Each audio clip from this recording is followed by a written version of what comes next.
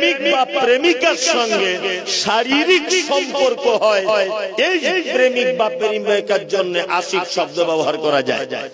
নবীর আগে আশিক শব্দ ব্যবহার করা হারাম, চলবে না। কোন শব্দ কোথায় বলতে হয় এটা আগে হুঁশ রাখতে হবে। তবে নবীকে ভালোবাসার যে শব্দটা, তার নাম হুব, অর্থাৎ মুহাব্বত। মুহাব্বতে রাসূল বলতে পারেন, আশিকে রাসূল বলা যাবে না, দূরে থাকবেন এর থেকে। নাম্বার 2, ভালোবাসাটা কেমন হবে? আল্লাহ তাআলা বলছেন, কুল, নবী আপনি বলে দেন, ইন কুনতুম তুহিব্বুনাল্লাহ, তারা যদি আমাকে যদি ভালোবাসতে চায়, তারা যদি আমার ভালোবাসা যদি পেতে চায়, ফাত্তাবিউনি, তারা যেন আপনার আনুগত্য করে যেন চলে। তার মানে একটা মানুষ যদি আল্লাহর ভালোবাসা পেতে চায়, একটা মানুষ আল্লাহর কাছে যদি ভালো হতে চায়, একটা মানুষ আল্লাহর পক্ষ থেকে যদি তার ভালোবাসা অর্জন করতে চায়, তাহলে তার কাজ কি? ফাত্তাবিউনি, মুহাম্মদ সাল্লাল্লাহু আলাইহি ওয়াসাল্লামের আনুগত্য করে চলা। কি বললাম বুঝলেন? আনুগত্য মানে আল্লাহ নবী সাল্লাল্লাহু আলাইহি ওয়াসাল্লাম যেটা বলেছেন সেটা মেনে চলা, যেটা ছাড়তে বলেছেন সেটা কি ছেড়ে দেওয়া। বর্তমান বাজারে অনেক এমন আমল আছে যে আমলগুলো আল্লাহ নবী সাল্লাল্লাহু আলাইহি ওয়াসাল্লামের সঙ্গে কোনো সম্পর্ক নাই। তার একটা দুটো আমল আপনাকে আমি দেখানোর চেষ্টা করছি। এটা হচ্ছে শাবান মাস। কি মাস? শাবান। আজকে সম্ভবত শাবানের 2 তারিখ, তাই তো? শাবান মাস আজকে। শাবান মাসের ব্যাপারে বলা হয়েছে আল্লাহ নবী সাল্লাল্লাহু আলাইহি ওয়াসাল্লাম এই মাসে অধিক সিয়াম পালন করতেন।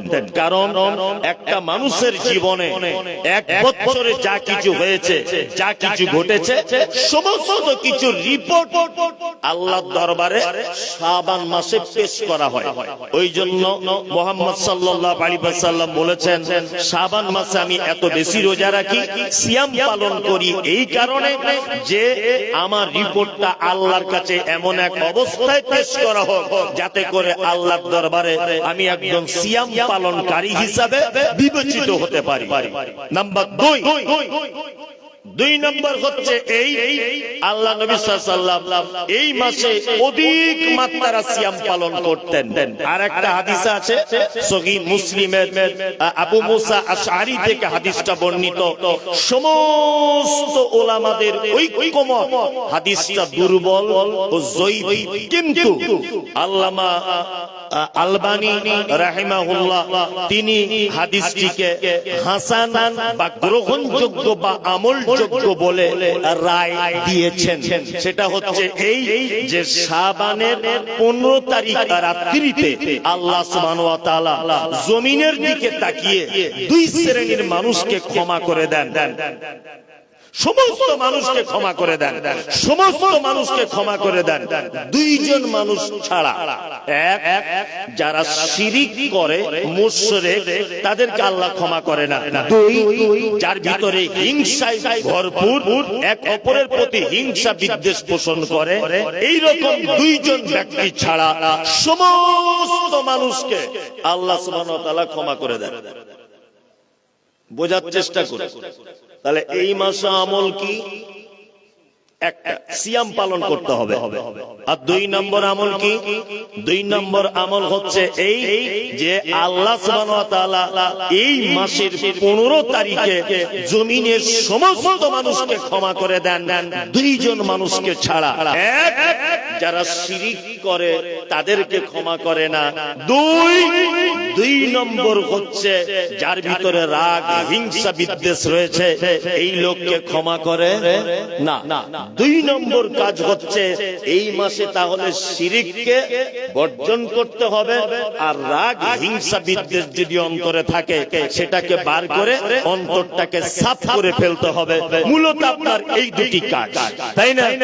এখন আল্লাহ নবী সাল্লাল্লাহু আলাইহি ওয়াসাল্লাম নির্দিষ্ট কোন তারিখে, 2 নম্বর আমল কি? 2 নম্বর আমল হচ্ছে এই যে আল্লাহ সুবহানাহু ওয়া তাআলা এই মাসের 15 তারিখে জমিনের সমস্ত মানুষকে ক্ষমা করে দেন, 2 জন মানুষকে ছাড়া। এক, যারা শিরিক করে তাদেরকে ক্ষমা করে না। 2 নম্বর কাজ হচ্ছে এই মাসে তাহলে শিরিককে বর্জন করতে হবে, আর রাগ, হিংসা, বিদ্বেষ যদি অন্তরে থাকে সেটাকে বার করে অন্তরটাকে সাফ করে ফেলতে হবে। মূলত আপনার এই 2টি কাজ, তাই না? এখন আল্লাহ নবী সাল্লাল্লাহু আলাইহি ওয়াসাল্লাম নির্দিষ্ট কোন তারিখে সিয়াম পালন করেছিলেন মর্মে কোন হাদিস কোরআন জানা যায় না, তবে অধিক মাত্রায় তিনি শাবানে রোজা রেখেছেন মর্মে একাধিক হাদিস থেকে প্রমাণ পাওয়া যায়।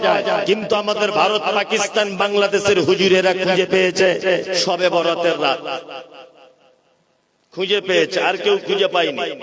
পৃথিবীর অন্য কোন দেশের আলেমরা খুঁজে পায়নি।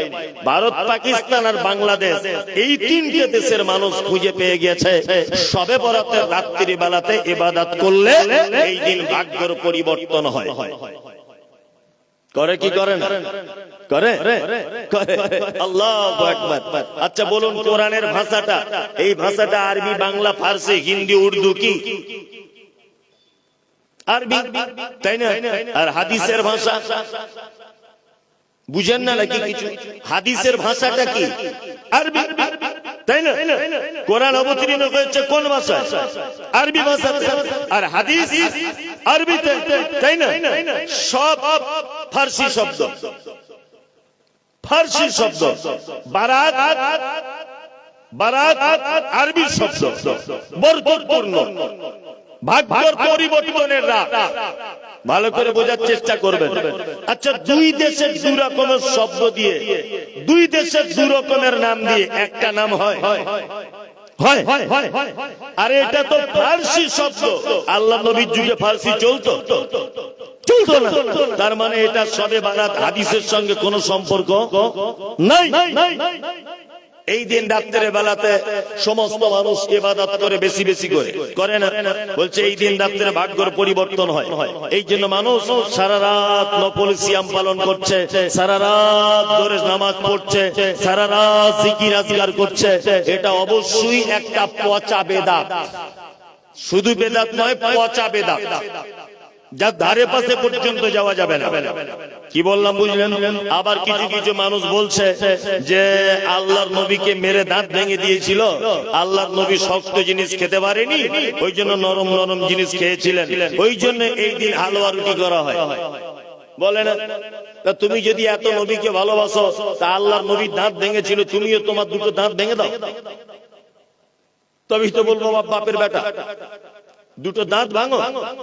ও দাঁত ভাঙবে না, বেশ চর্বিওয়ালা গরুর গোস্ত কিনে বিরিয়ানি করে রুটি করে খাবে সেদিন রাতে।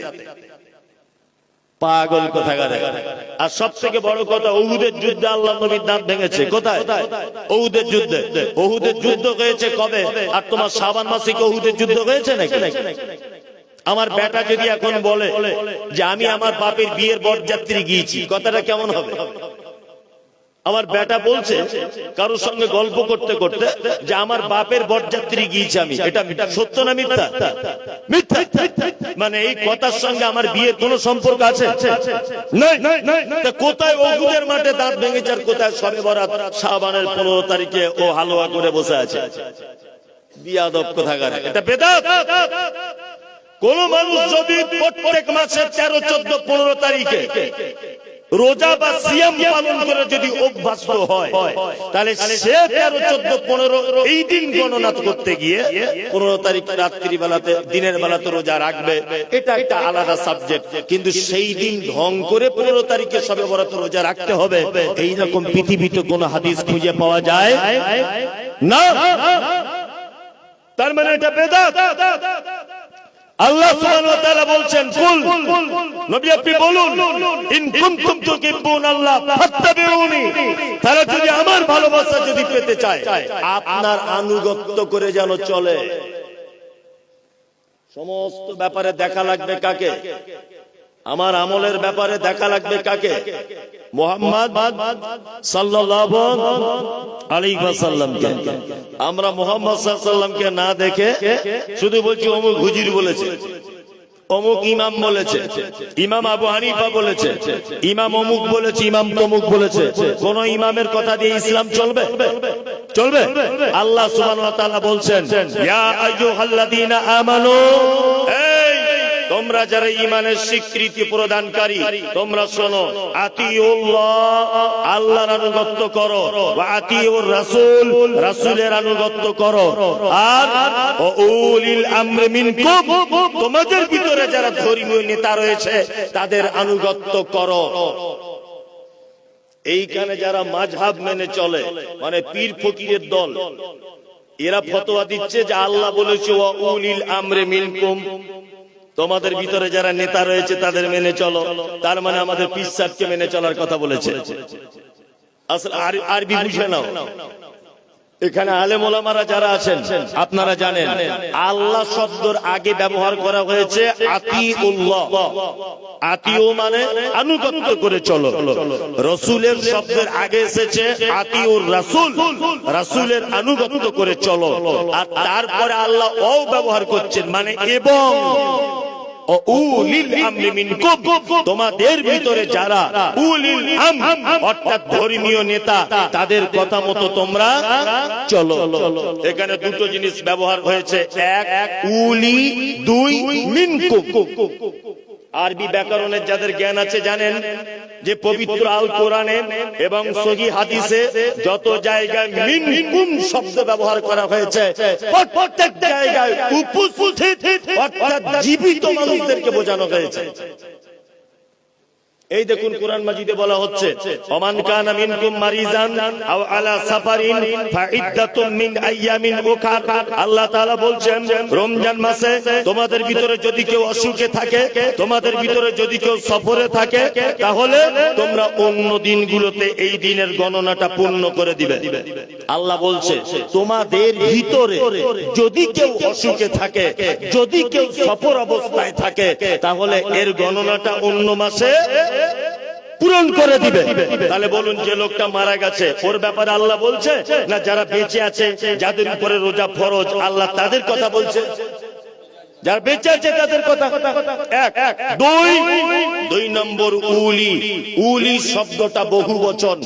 তার মানে আল্লাহ তাআলা বলছেন উলিল আমরি মিনকুম, তোমাদের মধ্যে যারা উলিল আমর অর্থাৎ নেতা, তোমরা তাদের আনুগত্য করে চলো।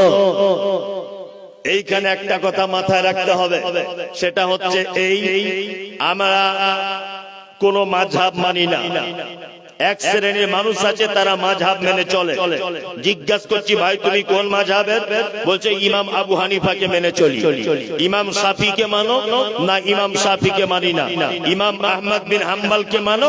না ইমাম আহমদ বিন হাম্বলকে মানি না। তাহলে তুমি কাকে মানো? বলছে আমি শাফি মাযহাবের লোক নয়, আমি হাম্বলি মাযহাবের লোক নয়, আমি মালিকি মাযহাবের লোক নয়। আমি কোন মাযহাবের লোক? আমি হলাম হানাফি মাযহাবের লোক। বলে কি বলেন অনেকজন? বলে যারা নিজে নিজে বলেছে আমরা হানাফি মাযহাবের লোক। আমি মুমতাজুল ইসলাম বলছি তুমি যদি হানাফি মাযহাব বলে নিজেকে পরিচয় দাও তাহলে কোরআনের এই আয়াতটাকে তুমি অপমান করেছো। কারণ আল্লাহ তাআলা বলেছে মিনকুম, তোমাদের ভিতরে উপস্থিত নেতাদের তোমরা আনুগত্য করো। ইমাম আবু হানিফা এখন বেঁচে আছেন? আছেন? ইমাম শাফি বেঁচে আছেন? ইমাম মালিক বেঁচে আছেন? ইমাম আহমদ বিন হাম্বল বেঁচে আছেন? বেঁচে নেই। তার মানে যারা বেঁচে নেই তাদের আর আনুগত্য করার প্রয়োজন নেই। বর্তমানে আল্লাহ অত্র আয়াত থেকে উলিল আমর যেটা বুঝিয়েছে সেটা হচ্ছে বেঁচে আছে যারা ধর্মীয়, যারা পণ্ডিত, ধর্মীয় যারা বড় বড় পণ্ডিত রয়েছে, আল্লাহ তাআলা বলছেন ধর্মীয় ব্যাপারে তোমরা তাদের কাছে জেনে নাও। ওই জন্য তো আমরা আহলে হাদিসরা বলি যে আমরা চার ইমামকেই মানি, কোন একজনকে মানি না। মানতেই যদি হয় চারজনকেই মানতে হবে, তাই না? একজনকে ধরে রাখা যাবে না। আর শুধু এই নয়, আপনাকে আর একটা আশ্চর্য কথা বলে দিই, সেটা হচ্ছে আল্লাহ নবী সাল্লাল্লাহু আলাইহি ওয়াসাল্লাম পৃথিবী থেকে চলে গেছেন 11 হিজরিতে। কত হিজরিতে? 11 হিজরিতে। ইমাম আবু হানিফা রাহিমাহুল্লাহ ওনার জন্ম হয়েছে 80 হিজরিতে। তার মানে আল্লাহ নবী সাল্লাল্লাহু আলাইহি ওয়াসাল্লাম মারা যাবার 69 বছর পরে ইমাম আবু হানিফার জন্ম হয়েছে। নিশ্চয়ই মায়ের পেট থেকে আবু হানিফা ইমাম হয়ে আসেনি, পড়াশোনা করতে হয়েছে মিনিমাম 10 বছর। তাহলে ইমাম আবু হানিফা ইমাম হওয়া পর্যন্ত আর মুহাম্মদ সাল্লাল্লাহু আলাইহি ওয়াসাল্লাম পৃথিবী থেকে চলে যাওয়া এই টাইমটার ব্যবধান হচ্ছে 79 বছর। যারা বলছে মাযহাব না মানলে মুসলমান থাকা যাবে না, সেই সমস্ত বন্ধুদের কাছে আমার প্রশ্ন, বলো এই 79 বছরের মাঝখানের লোকগুলো কোন ইমাম মেনে চলতো? তাহলে তারা সব জাহান্নাম চলে যাবে? শুধু এই নয়, টোটাল ইমাম আবু হানিফা মারা গেছেন 150 হিজরিতে, ইমাম শাফির জন্ম হয়েছে 150 হিজরিতে। টোটালে 300 হিজরির ভিতরে সমস্ত আইম্মায়ে কেরামগণ পৃথিবী থেকে চলে গেছেন। ইমাম আবু হানিফা চলে গেছেন, ইমাম আহমদ বিন হাম্বল চলে গেছেন, ইমাম মালিক চলে গেছেন, ইমাম ইবনে তাইমিয়া চলে গেছেন, ইমাম বুখারী চলে গেছেন, ইমাম তিরমিজি চলে গেছেন, ইমাম আবু দাউদ চলে গেছেন। 300 হিজরির ভিতরে পৃথিবীর সমস্ত আইম্মায়ে কেরামগণ চলে গেছেন। তখনও পর্যন্ত কোনো মাযহাব টাযাব কিছু ছিল না, তখনও শবে বরাত ছিল না, তখনও নবী দিবস ছিল না। তারও 150 বছর পরে, তারও 150 বছর পরে মাযহাবের জন্ম হয়েছে। তার মানে আল্লাহ নবী সাল্লাল্লাহু আলাইহি ওয়াসাল্লাম মারা যাবার 450 বছর পরে এই মাযহাবের জন্ম হয়েছে। আল্লাহ নবী সাল্লাল্লাহু আলাইহি ওয়াসাল্লামের চলে যাবার 450 বছর পরে শবে বরাতের জন্ম হয়েছে। আল্লাহ নবী সাল্লাল্লাহু আলাইহি ওয়াসাল্লাম মারা যাবার 450 বছর পরে ইয়া নবী সালাম আলাইকা দরুদ আবিষ্কার হয়েছে। আল্লাহ নবী সাল্লাল্লাহু আলাইহি ওয়াসাল্লাম মারা যাবার 450 বছর পরে আলা হযরতের জন্ম হয়েছে। এই সমস্ত লোক যারা বলছে আলা হযরত নকশবন্দিয়া, চিশতিয়া, মুজাদ্দিদিয়া, ফুরফুরা, আজমিরি, কাশ্মীরি যত রয়েছে সব কিছু আল্লাহ নবী সাল্লাল্লাহু আলাইহি ওয়াসাল্লাম মারা যাবার 450 বছর পরে জন্ম হয়েছে। তার মানে এদের সঙ্গে মুহাম্মদ সাল্লাল্লাহু আলাইহি ওয়াসাল্লামের আমলে সুন্নতের কোনো মিল পাওয়া যায় না, সবটাই ভ্রান্ত এবং পথভ্রষ্ট। আল্লাহ নবী সাল্লাল্লাহু আলাইহি ওয়াসাল্লাম বলেছেন তারাকতু ফীকুম আমরাইন লাম তাযিল্লু মা তামাসসাকতু বিহিমা কিতাবাল্লাহি ওয়া সুন্নাতি রাসূল। পৃথিবীতে তোমরা ততদিন পর্যন্ত সফলতায় থাকবে, অতদিন পর্যন্ত তোমরা মাথা উঁচু করে দাঁড়িয়ে থাকতে পারবে, যতদিন পর্যন্ত তোমরা দুটো জিনিসকে ধরে থাকবে। এক হচ্ছে কিতাবুল্লাহ, আল্লাহর কিতাব, আর দ্বিতীয় হচ্ছে মুহাম্মদ সাল্লাল্লাহু আলাইহি ওয়াসাল্লামের সুন্নাত। এই দুটো জিনিস বাদ দিয়ে মানুষ যখন তৃতীয় কোন জায়গায় যাবে তখন আল্লাহর পক্ষ থেকে মুসলমানরা মার খাবে, খাবে না? খাবে। বর্তমানে খাচ্ছে কি খাচ্ছে না? খাচ্ছে। বর্তমান মুসলমানরা যত জায়গায় মার খাচ্ছে তার সব থেকে বড় কারণ বা সব থেকে বড় দোষ হচ্ছে এই হুজুরেরা। কারণ এরা দুটো জিনিস থেকে মানুষকে সরিয়ে দিয়েছে। এক হচ্ছে পবিত্র আল কোরআন, দুই মুহাম্মদ সাল্লাল্লাহু আলাইহি ওয়াসাল্লামের সহিহ হাদিস। এই দুটো জিনিস থেকে মানুষকে সরিয়ে দেওয়ার কারণে আজকে সারা ভারতবর্ষের মাটিতে মুসলিমদের উপরে এই অত্যাচারের চরম লীলা চলছে। তার মাত্র দুটি কারণ, সহিহ হাদিস এবং কোরআন থেকে আমরা দূরে সরে এসেছি। তাই এদের কোনো অস্তিত্ব ছিল না, কোন অস্তিত্ব ছিল না। আল্লাহু আকবার। এগুলো শুধু ব্যবসা, ব্যবসার আর কিছু না, টাকার খেলা, এছাড়া আর কিছু না। আল্লাহ তুমি আমাদের সকলকে সঠিক ইসলাম বোঝার তৌফিক দান করো, আমিন। আল্লাহ সুবহানাহু ওয়া তাআলা নবী মুহাম্মদ সাল্লাল্লাহু আলাইহি ওয়াসাল্লামকে ভালোবাসার কথা পবিত্র আল কোরআনে একাধিক জায়গায় বলেছেন। আর আল্লাহ নবী সাল্লাল্লাহু আলাইহি ওয়াসাল্লামকে সাহাবিয়াগণ কেমন ভালোবাসতেন চমৎকার একটা হাদিস বলে দিই। এক, উহুদের যুদ্ধ হয়েছিল কত হিজরিতে জানেন? কারো জানা আছে? জানা নেই? কত হিজরিতে? 3 হিজরিতে। কত হিজরি? 3। 2 হিজরিতে হয়েছে বদরের যুদ্ধ, আর 3 হিজরিতে হয়েছে উহুদের যুদ্ধ, তাই না? আমি উহুদের ময়দান নিজে চোখে দেখে এসেছি। আল্লাহ নবী সাল্লাল্লাহু আলাইহি ওয়াসাল্লামের 70 জন সাহাবীর কবর রয়েছে উহুদের মাঠে। 70 জন। হাজী সাহেব যারা আছেন আপনারা খুব ভালো করে জানেন যে উহুদের মাঠে 70 জন সাহাবীর কবর প্রাচীর দিয়ে ঘেরা আছে। প্রাচীরটা এইরকম উঁচু, উপরে গ্রিল দেওয়া আছে যাতে মানুষ ঢুকে না যেতে পারে। ওখানে কোনো দোয়া করা যায় না, কিছু চাওয়া যায় না। একজন সাহাবীর কবরের উপরে চাদর চড়ানো নেই, ফুল দেওয়া নেই, ধূপবাতি, মোমবাতি, আগরবাতি কিছু নেই। ফাঁকা আসমানের তলাতে আল্লাহ নবীর সাহাবীরা শুয়ে আছেন। আল্লাহু আকবার। উহুদের যুদ্ধের আগের দিন, রাতের আগের দিন বিকাল বেলাতে, এই ঘটনাটা শুনলে আমার ঈমান বেড়ে যাবে। আপনার নবীর প্রতি কত ভালোবাসা দেখুন। আগের দিন রাত্রি বেলাতে, বিকাল বেলাতে আল্লাহর নবী একজন সাহাবীর বিবাহ পড়িয়েছেন। তার নাম হানজালা। কি নাম? হানজালা। তার বিবাহ পড়িয়েছেন। 2 বিবাহর কাজ সম্পূর্ণ করার পরে আল্লাহ নবী সাল্লাল্লাহু আলাইহি ওয়াসাল্লাম নিজে আনন্দ করে খোরমা বা খাজুর সাহাবীদের ভিতরে নিজে হাতে বিলি করেছেন। হানজালা তার স্ত্রীকে নিয়ে রাতের বেলা বিছানায় শুয়েছেন। রাতের বেলা স্বামী স্ত্রী মিলনও করেছে। আল্লাহ নবীর প্রতি ভালোবাসা দেখুন। স্বামী স্ত্রী মিলন হয়েছে, গভীর রাত হয়েছে, আল্লাহ নবী সাল্লাল্লাহু আলাইহি ওয়াসাল্লাম যুদ্ধের ডাক দিলেন, এখনই উহুদের মাঠে যেতে হবে, মুশরিকদের সঙ্গে যুদ্ধ। হানজালা নতুন স্ত্রীর বিছানা থেকে লাফ দিয়ে উঠে তাড়াতাড়ি করে তার যুদ্ধের সরঞ্জাম যা কিছু ছিল সবকিছু হাতে নিয়ে একদম দরজা খুলে বার হয়ে চলে গেছে। কোথায়? আল্লাহ নবী সাল্লাল্লাহু আলাইহি ওয়াসাল্লামের ডাকে।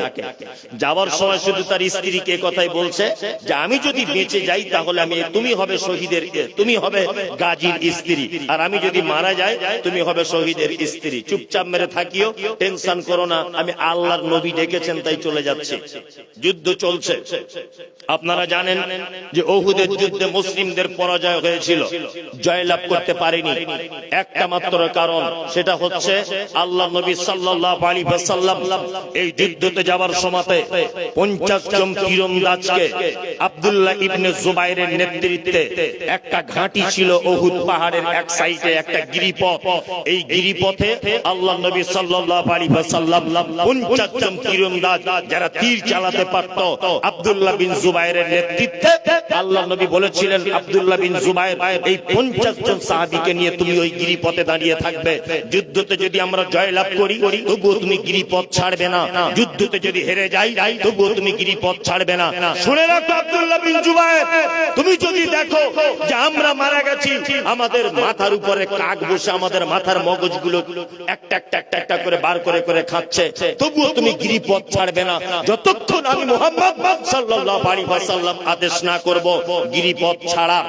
মুসলমানরা যুদ্ধ করছে বেঈমানদের সাথে, এক পর্যায়ে মুসলিমরা তাদেরকে মেরে ময়দান ছাড়া করে দিল। তখন সাহাবীদের ভিতরে ইখতিলাফ, মতভেদ সৃষ্টি হলো। মতভেদটা কেমন? কিছু কিছু সাহাবী বলছেন যে এই তো মুসলমানদের জয় চলে এসেছে, বেঈমানরা তাদের সমস্ত কিছু ছেড়ে দিয়ে পালিয়ে চলে যাচ্ছে, আমাদের আর গিরিপথে থেকে লাভ নেই, আমরা আর গিরিপথে থাকবো না। আব্দুল্লাহ বিন জুবাইরের কথা তারা মানল না। আল্লাহ নবী সাল্লাল্লাহু আলাইহি ওয়াসাল্লামের একটা কথা অমান্য করলেন। কিছু সাহাবী তারা গিরিপথ ছেড়ে দিয়ে অন্যান্য যুদ্ধের মালগুলো লুটতরাজ করতে লাগলো বা এক জায়গায় জমা করতে লাগলো। আর এই সময়তে আল্লাহ নবী সাল্লাল্লাহু আলাইহি ওয়াসাল্লামের দুশমন খালিদ বিন ওয়ালিদ তার নেতৃত্বে ওই গিরিপথ যখন দেখেছে ফাঁকা, মুসলমানরা তাদের মালজাল নিয়ে ব্যস্ত হয়েছে যুদ্ধের ময়দানে, খালিদ বিন ওয়ালিদ পুনরায় আবার এসে ওই গিরিপথ দিয়ে যুদ্ধের ময়দানে প্রবেশ করে মুসলিমদের উপরে বিপরীত দিক থেকে আঘাত হানতে শুরু করলো। এক পর্যায়ে মুহাম্মদ সাল্লাল্লাহু আলাইহি ওয়াসাল্লামকে চরম বিপদের সম্মুখীন করে দিয়েছিলেন। এই সেই যুদ্ধ উহুদের, যে যুদ্ধতে আল্লাহ নবী সাল্লাল্লাহু আলাইহি ওয়াসাল্লামের সাহাবী তার নাম আব্দুল্লাহ, আল্লাহ নবী সাল্লাল্লাহু আলাইহি ওয়াসাল্লামের সাহাবী তার নাম মুসআব বিন উমাইর।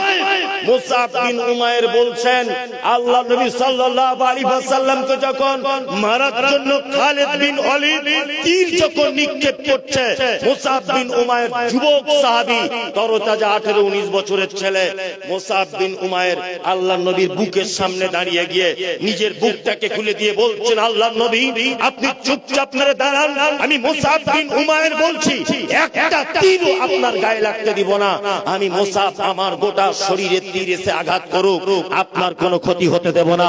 এক পর্যায়ে মুসলমানরা এই যুদ্ধতে হেরে গেল। আল্লাহ নবী সাল্লাল্লাহু আলাইহি ওয়াসাল্লাম যুদ্ধতে হেরে যাবার পরে মন বড় খারাপ, সাহাবীদের লাশগুলো খোঁজা হচ্ছে, মুসলিম কতজন সাহাবী মারা গেছে বিশ্ব নবী গণনা করে দেখছেন 70 জন সাহাবী উহুদের ময়দানে শহীদ হয়েছে। কতজন? 70 জন সাহাবী শহীদ হয়েছেন উহুদের ময়দানে। তার ভিতর আল্লাহ নবী সাল্লাল্লাহু আলাইহি ওয়াসাল্লামের আপন চাচা, তার নাম হামজা রাদিয়াল্লাহু তাআলা আনহু। আল্লাহ নবী সাল্লাল্লাহু আলাইহি ওয়াসাল্লামের একেবারে যুবক সাহাবী মুসআব বিন উমাইর, আল্লাহ নবী সাল্লাল্লাহু আলাইহি ওয়াসাল্লামের যুবক সাহাবী যার বিবাহ করিয়েছিলেন আল্লাহ নবী, তার নাম হামজালা রাদিয়াল্লাহু তাআলা আনহু। আল্লাহ নবী যুদ্ধের ময়দানে দাঁড়িয়ে দাঁড়িয়ে কাঁদছেন, মন খারাপ। 70 জন সাহাবী মারা গেলেন, শহীদ হলেন।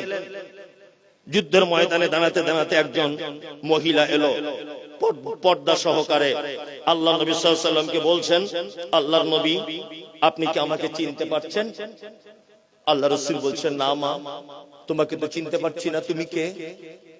তখন মহিলাটি আল্লাহ নবী সাল্লাল্লাহু আলাইহি ওয়াসাল্লামের পর্দা থেকে হাতটা বার করে বলছেন, আল্লাহ নবী আপনি আমার হাতের কিছু দেখতে পাচ্ছেন? বলছে, আচ্ছা তোমার হাতে তো মেহেন্দি আছে।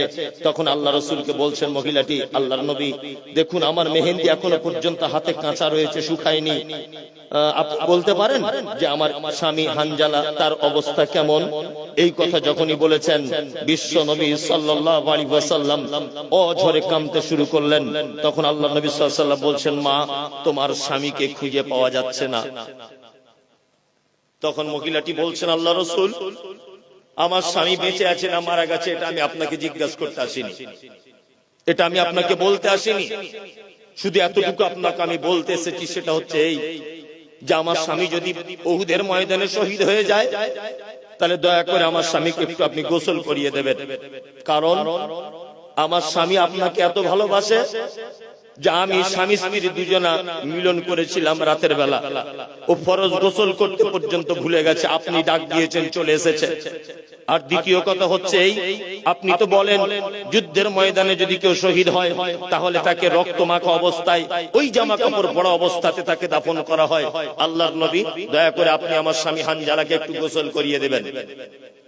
আল্লাহ নবী সাল্লাল্লাহু আলাইহি ওয়াসাল্লাম সাহাবীদেরকে বললেন, মৃত্যু লাশগুলোকে এক জায়গায় করো। মৃত্যু সাহাবীগুলোকে এক জায়গায় করা হলো।